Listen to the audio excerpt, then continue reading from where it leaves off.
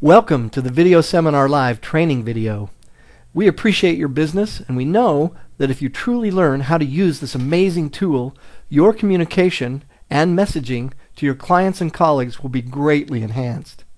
You will learn how to be much more efficient and save and make lots of money. Now let's get started. To log into your account, we've made things easy.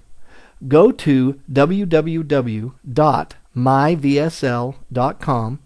and enter your username, which is your email address, and your password. Make sure that you've installed your webcam and microphone and that it is working properly. If you have a built-in camera and mic, make sure that that is working properly before you begin the session. Upon logging in, you will enter the Account Manager page. This is the hub of all the activity to your account. Now, first things first. If you're going to be hosting meetings, you will need to download and install a simple plugin. Only the host will need this screen sharing plugin. Attendees do not need to worry about this. To download the screen sharing plugin, click on the text at the top of the Account Manager and follow the prompts to download and then install the plugin. Once the plugin is downloaded and installed, you're ready to roll. Let me show you how easily everything is managed in here. We will start with adding a new presentation. Click on the Add New Presentation button and fill in the informational fields. 2. Enter a title for your presentation. The presentation title will be seen by your audience in the invitational email. You will choose the name which identifies your session to all your participants. Enter the topic, summary of the presentation. The topic or summary will be seen only by the account holder as a reminder of the topic and the content of the presentation. Entering a password is optional. If a password is entered, it will be emailed out in the invitation and must be entered by each attendee to log into the presentation. If this field is left blank, your choice again, the presentation won't be password protected, and the attendees will only need to enter their name and email address when logging into a presentation session. Click Next to upload your PowerPoint presentation, Flash video, and pictures. Uploading your presentation or file is optional. If you wish to skip uploading slides or video, you can click Back to My Account. Otherwise, browse through your directory on your computer to find the location of the file in your directory and then submit. It can take several minutes to upload a presentation depending on the size. The file must be in a compatible format and have a maximum file size of 20 megabytes. Now remember this, if it goes over 20 megabytes, it won't upload. The other point is, you can always load files during a presentation. It does not have to be preloaded. This feature has been created to add tons of flexibility and dynamics to your conferences. We do, however, recommend uploading your presentation materials before the meeting begins. This helps you to be much more organized and prepared when your meeting starts. Now, once the slides, photos, etc. have been uploaded, the screen will say, "Your slides have been uploaded." Your presentation is created. You will be able to see it by name in the Account Manager. You may have several presentations set up at any given time in your Account Manager page. It makes it very convenient to send out invites to additional sessions with the same name and subject matter. It's like having them on standby for you to resend out very quickly.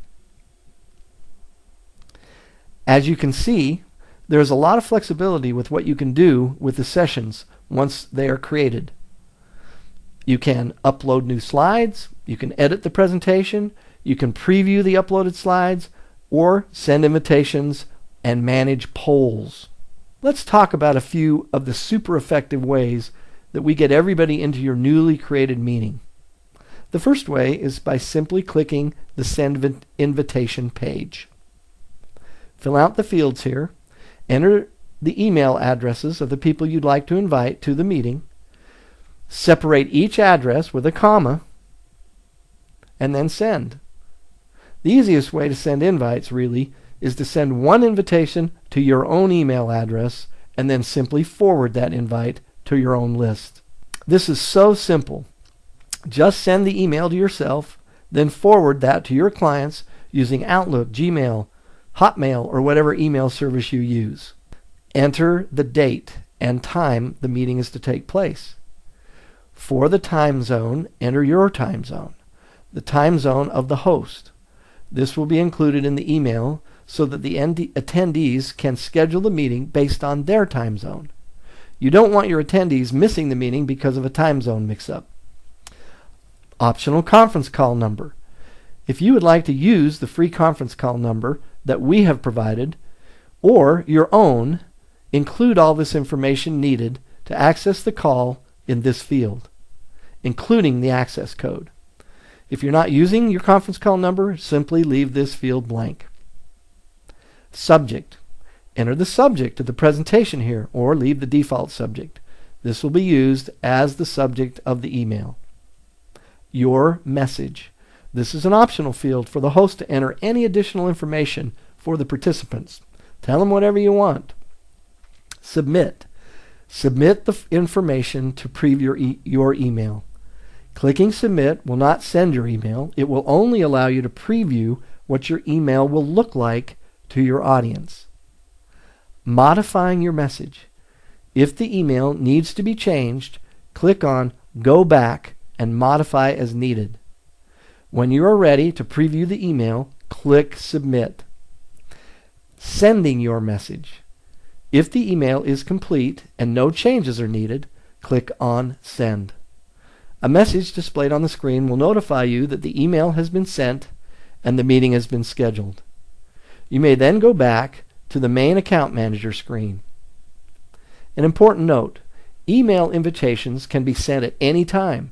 You can even send them from within the meeting room as you're giving the presentation.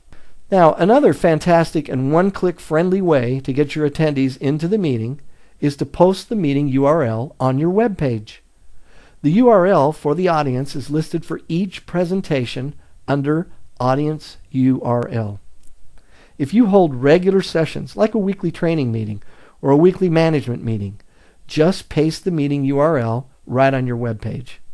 Once you've recorded a meeting, you can also post the recording URL anywhere you like. This makes it so convenient and easy for any of your attendees, clients, or customers, or students to watch a session or training that they weren't able to attend. You can password protect all your recordings. It's a very good quality recording as well. Recording is a great way to repurpose your sessions by making them available to a much larger audience at any time. It's a good source for additional revenue as well. Many people charge for clients to go back in and see the recordings. This is an awesome feature.